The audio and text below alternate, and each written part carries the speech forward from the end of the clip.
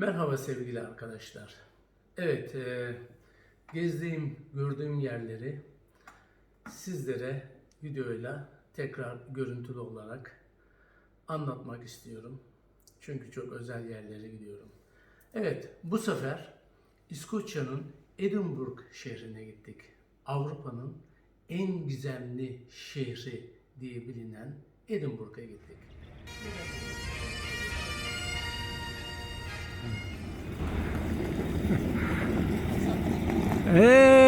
Edinburgh. Neden Edinburgh'a gittim?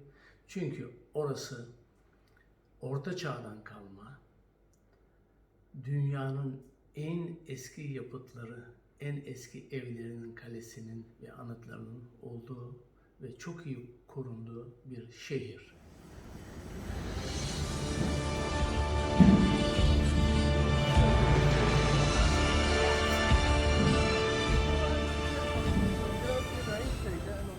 Şimdi sizlere Edinburgh'un ne kadar güzel, eksotik, tarihi bir şehir olduğunu çektiğim videolarla göstereceğim. Çok hoşunuza gidecek ve biliyorum ki sizler de buraya gelmek için bir an önce acele edeceksiniz. Burayı daha önce ben görmüştüm Paula ile beraber gezdiğimizde.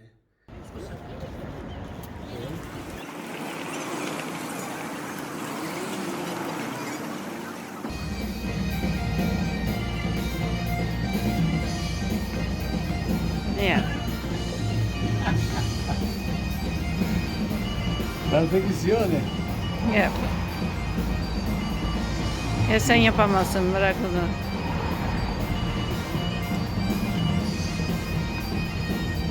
Fotoğraf çekilebilir bence.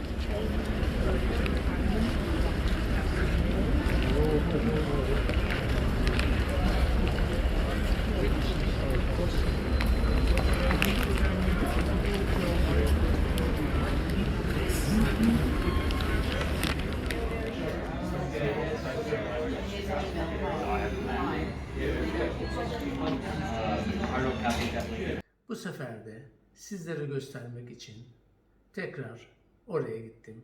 Anılarımı da yaşamak için. Burada neler göstereceğim size, onu da size sunmak istiyorum.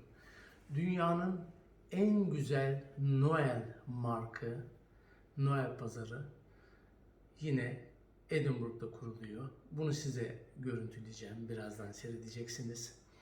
Yine Harry Potter'ın filminin yazıldığı otel, çok gizemli bir otel ve bazı bölümlerinin çekildiği kilise mezarlıklarını size göstereceğim. Şehir görüntülerini göstereceğim. Dediğim gibi inanılmaz güzel, Orta Çağ'dan kalma bir şehir olduğu için. Anıtları göstereceğim ve çok eski kiliseleri size çekimlerle anlatacağım. Evet, şimdi programımıza başlıyoruz.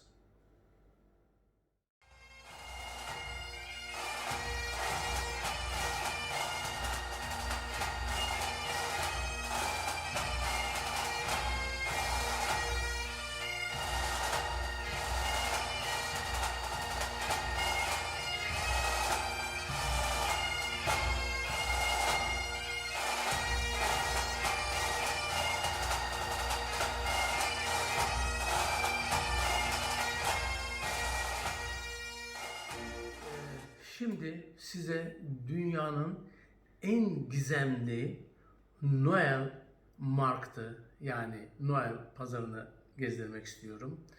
Özelliğini söyleyeyim. Birinci özelliği, Orta Çağ'dan kalma bir şehrin tam ortasında kurulması, dünyanın en büyük Noel pazarı olarak ilan edilmesi ve aynı zamanda internasyonal olması nedeniyle. Evet. Şimdi Almanların çok ünlü tütsülenmiş salmon balığı lezzetini tadacağız burada. Gerçekten Almanlar bu konuda çok ünlüler. Bu lezzeti hiçbir yerde bulamazsınız. Tütsülenmiş salmon balığı. Şimdi birazdan onu da yiyeceğiz. Sıraya geçtik. Evet. İskoçya'da gördüğünüz gibi internasyonal yemek çeşitleri var burada. Şimdi Almanlardayız yine.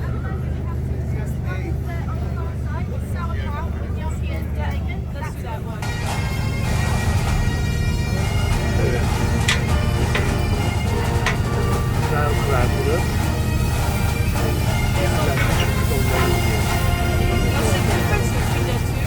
This is just new. It's just warming up. This is like cooked more. Yeah. Bit of sauce, but have mayonnaise. Is it good? Yeah, it's nice and hot. A bit on the side. You don't like it.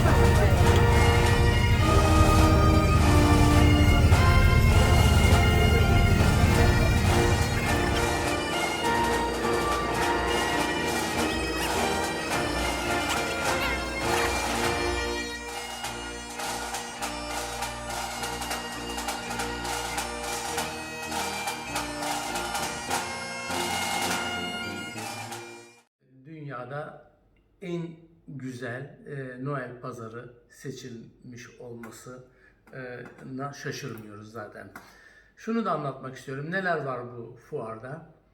Özellikle Almanlar, İtalyanlar, Hollandalılar, Fransızlar, İngilizler, Çekler, Polonyalılar, o kadar çok ülkenin, İrlandalılar, o kadar çok ülkenin vatandaşı buraya gelip pazar kurup yine mark açıyorlar ki anlatamam. Evet, hangisini aldın İzay? Irish Santa. Irish Santa. Wow, hot chocolate. With Baileys. İç bakalım nasıl? Nasıl içeyim ki bunu? Bilmem. Nasıl yiyeceğim mi?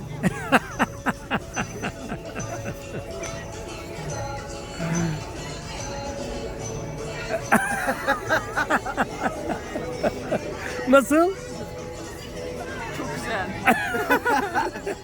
Dünyanın en lezzetli Noel pazarı diyebilirim. Çünkü çok güzel, Almanların çok ünlü balıkları var, lak balıkları. İşte wurstları var. Hollandalıların tatlıları var. Fransızların çok güzel likörleri. O kadar güzel çikolatalar var ki.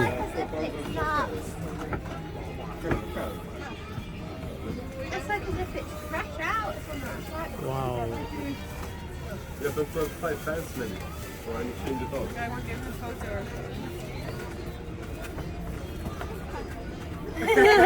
Nice.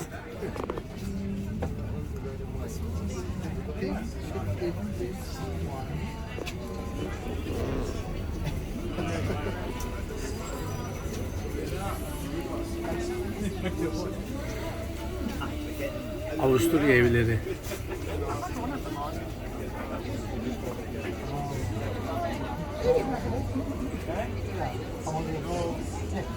It's the same.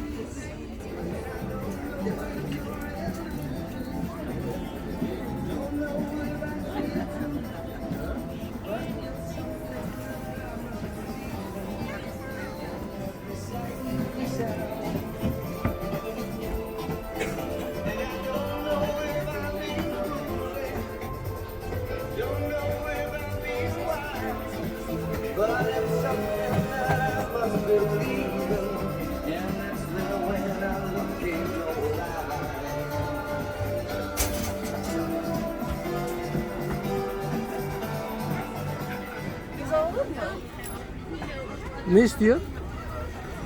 Ne alalım? Her şey. Her şeyi yemek istiyorsun değil mi? Şuraya bakar mısın? Çeşit çeşit alkoller, yiyecekler, çok özel seçilmiş bir fuar olması nedeniyle internasyonal ülkelerden gelen insanlar burada kendi hünerlerini gösteriyorlar ve bu nedenle bu fuar çok ünlü oluyor. Wine, the spice works really well. Brandy, cherry brandy, amaretto, and sweet. Okay, can we have one with the cherry, one with the Spice rum, cherry brandy, amaretto. Do you want the cherry brandy or the rum cherries? What's better? I like the cherry brandy. Evet, şimdi Glühwein içeceğiz. Cherry brandy, okay. Sıcak ve içinde değişik viskilerin olduğu, değişik tatların olduğu şaraptan içeceğiz. Yes. Değil mi İzay? Çok It's güzel. like all it's the same. It's all flavors. What's it gonna be? Hadi bakalım. Enjoy. That's my Bu mu benimki? So that's your cherry brandy. That's your amaretto. That's your spice Okay. rum. Hadi bakalım. Cheers. Cheers. Have a great day. Thank you very much. Wow, süper.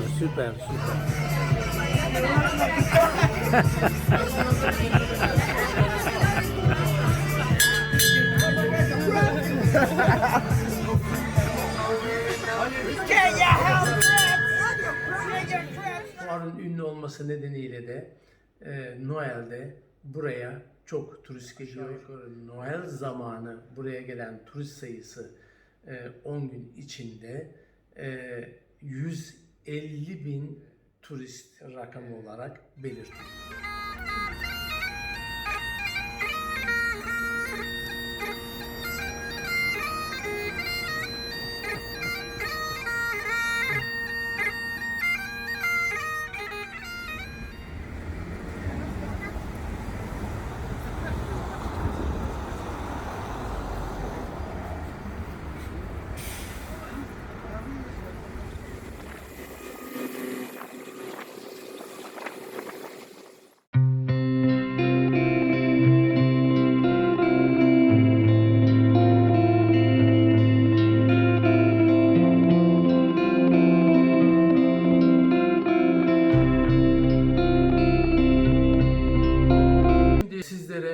Dünyanın ikinci büyük ve önemli UNESCO tarafından ikinci büyük anıtı olarak sayılan Walter Scott anıtını göstereceğim. Edinburgh. Gerçekten muhteşem burası.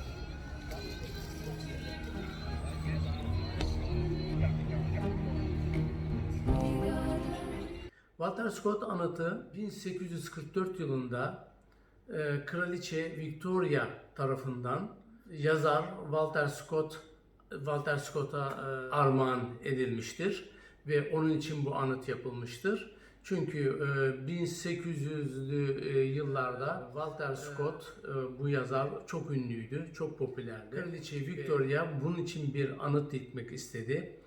Bu anıtı diktirirken de yine ülkenin 16 büyük yazar ve edebiyatçısının büstlerini yani başlarını bu anıtın çevresine yaptırdı.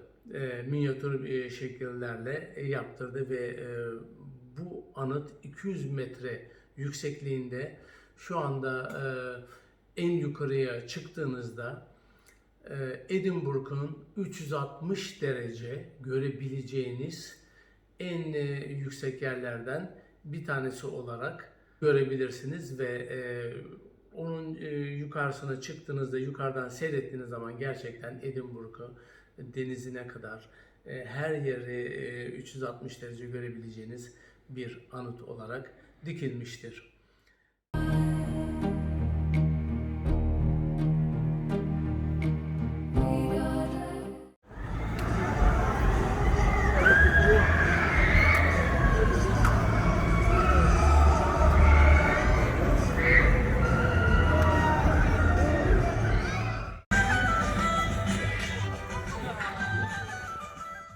Şimdi size Edinburgh'un tarihinden kısa bir şekilde bahsetmek istiyorum sevgili arkadaşlar. Evet, İskoçya'nın Edinburgh kenti İskoçya'nın baş şehridir. Milattan önce 1300 yıllarına kadar dayanır oranın varlığı. 1437 yılında Edinburgh İskoçya'nın başkenti ilan edilmiştir ve 1707 yılında Birleşik Krallık olarak ilan edilmiştir. Yani Birleşik Krallık'ta biliyorsunuz 4 krallık var, 4 ülke var. Bu ülkelerden bir tanesi İngiltere'nin yanında İskoçya yer alıyor ve 1707 yılında Birleşik Krallığa meclis olarak imza atarak katılmış bulunuyorlar. Evet, Edinburgh Kalesi. Üç tarafı uçurumlarla çevrili, volkanik dağın üstüne kurulan kale.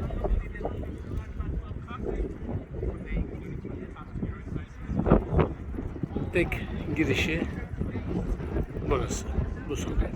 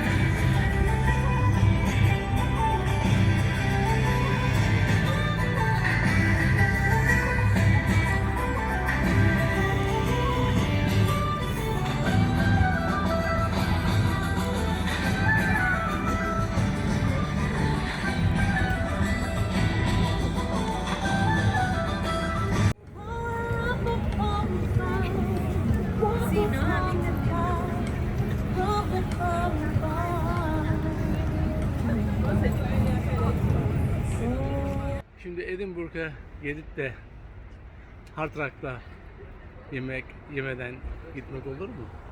Olmaz.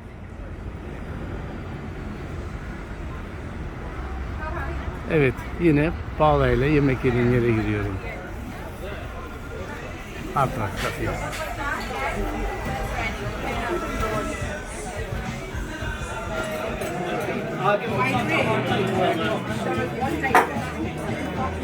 Gelukkig zetten ze erbij hoeveel calorieën het is. Evet, kokteyllerimiz geldi. Hayvatla kalzuku.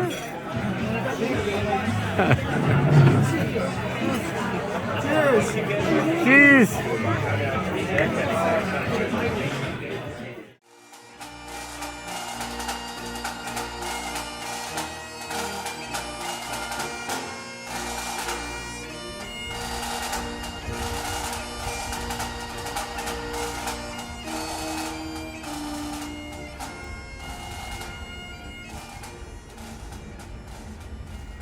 Hristiyanlık o kadar çok popülermiş ki eskiden.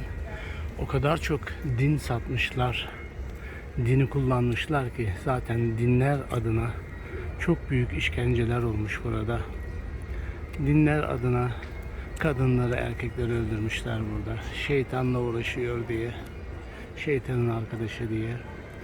Ve çok büyük katliamlar yapmışlar bu kiliseler buralarda. Evet, bu telefon kulübeleri hala kullanılıyor. Bunu da sizlere söyleyeyim. Kablolu telefonlar, para atıyorsun ve hala kullanabiliyorsun bunları. Bunlar da. Şimdi kestirmeden aşağıya ineceğiz. Böyle çok acayip ara tünel sokaklar var. Bu Edinburgh'da. Zaten söyledim ya, Orta Çağ'da kalma dünyada sayılı şehirlerden bir tanesi. Ne de dese hiç bozulmamış binalar, sadece küçük restorasyonlarla.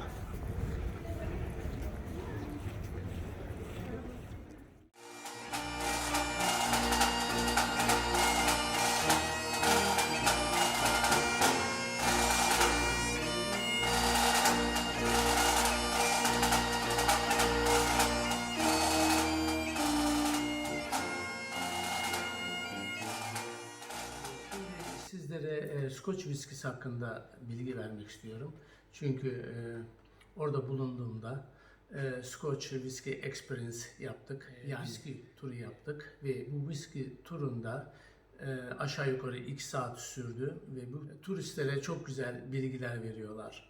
Biliyorsunuz Scotch viskileri arpadan yapılıyor. Zannedersem 5 değişik yerde ayrı bölgelerde yapılan viskiler var. Bunlardan hemen buraya not almıştım zaten. En kuzeyde Spitze yerde çok güzel malt viskiler yapılıyor.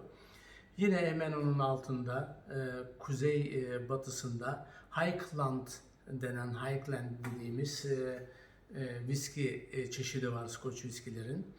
Yine onun altında Islay adalarda, küçük adalarda yapılan viskiler var. Hemen onun kuzeyinde Lowland denilen ve özellikle şehrin yapıldığı viskiler var Lowland'da.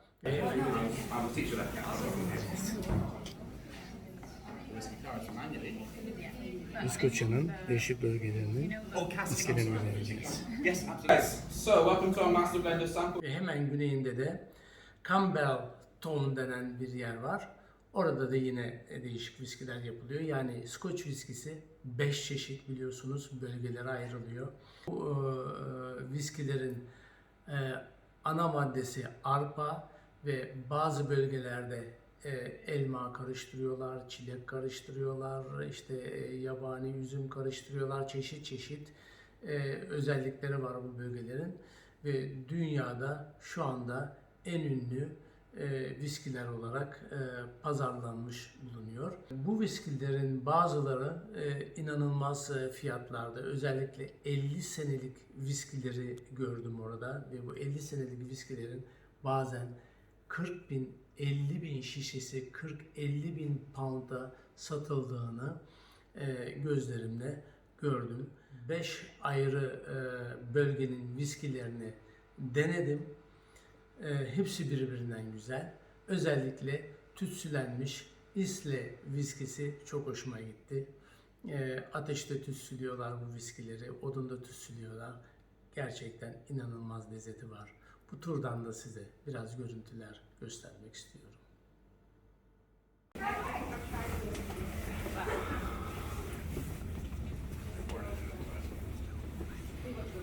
Evet, viski turuna devam ediyoruz.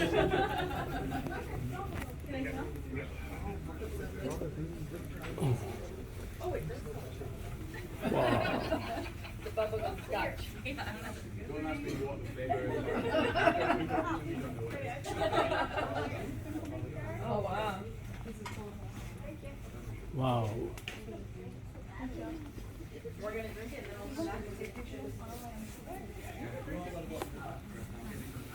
Ongelooflijk.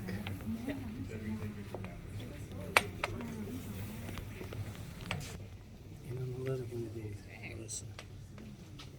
You guys, if I can just squeeze through there. Go to my little stage at the front. Okay, ladies and gentlemen, first of all, welcome to heaven. Far from it.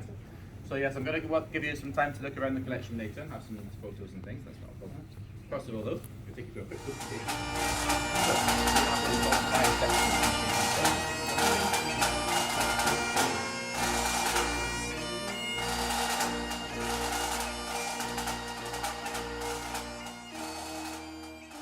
Edinburgh'un merkezinde bulunan bir otel. Bu otelin adı Balmoral Oteli.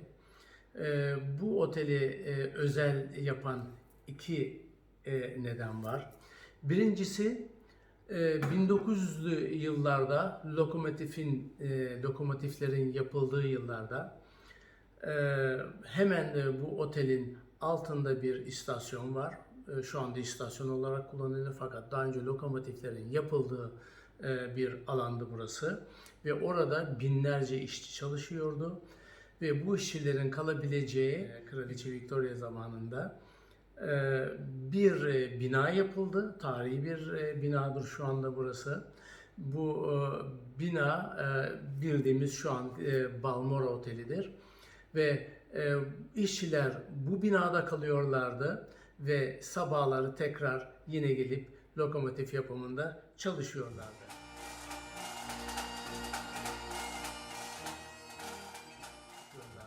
Şimdi burası çok lüks bir otel yapıldı.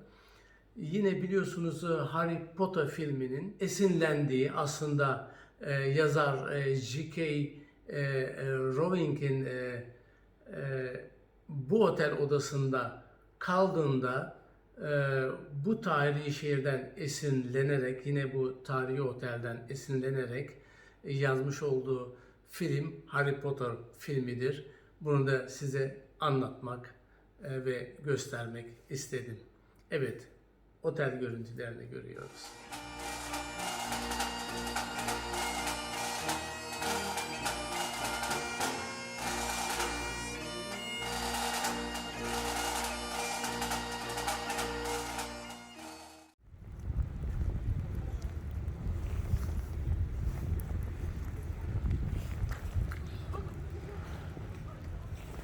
Of, mezarlığa geldik.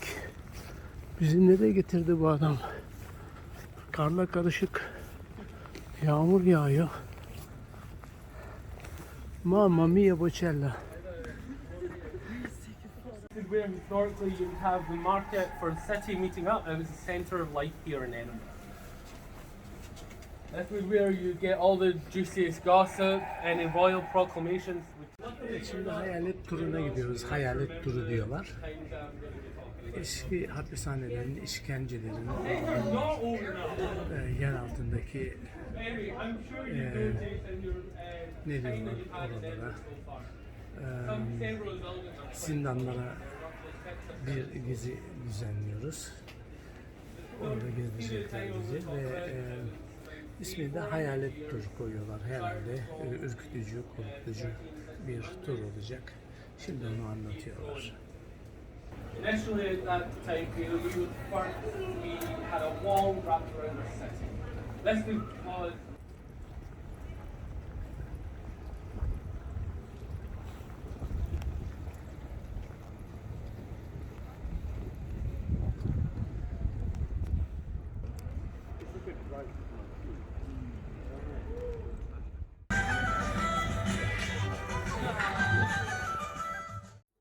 Şimdi sizlere çok enteresan bir şey daha anlatacağım.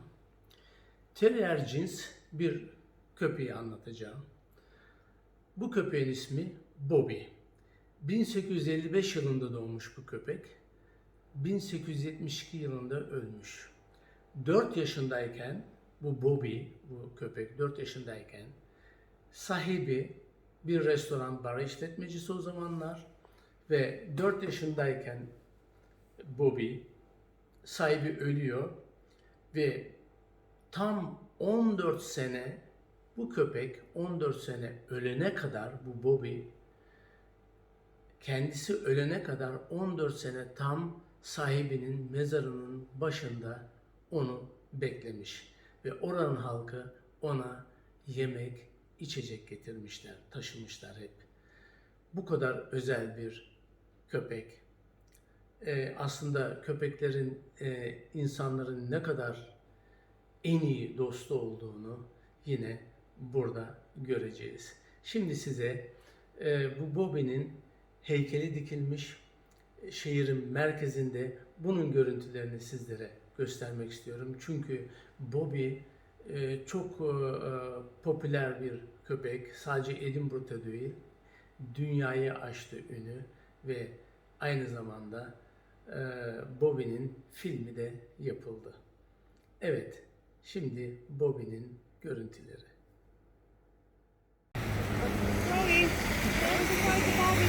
I love you, Bobby.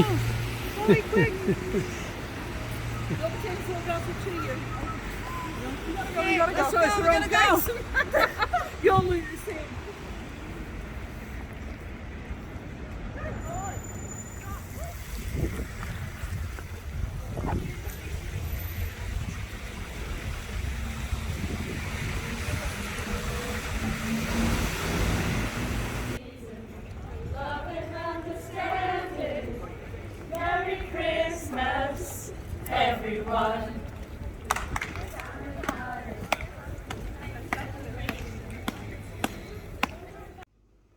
Evet sevgili arkadaşlar, bugünlük bu kadar. Bir dahakine yine başka bir ülkede sizlere çok güzel yerleri, konuları işleyeceğim. Çok ilginç konuları anlatacağım. Çok ilginç resimler, videolar sunacağım. Bizi izlemeye devam edin ve lütfen Bu videonun sonunda YouTube kanalımıza abone olmayı unutmayın. İzlediğiniz için çok teşekkür ediyorum. Görüşmek üzere. Teşekkürler.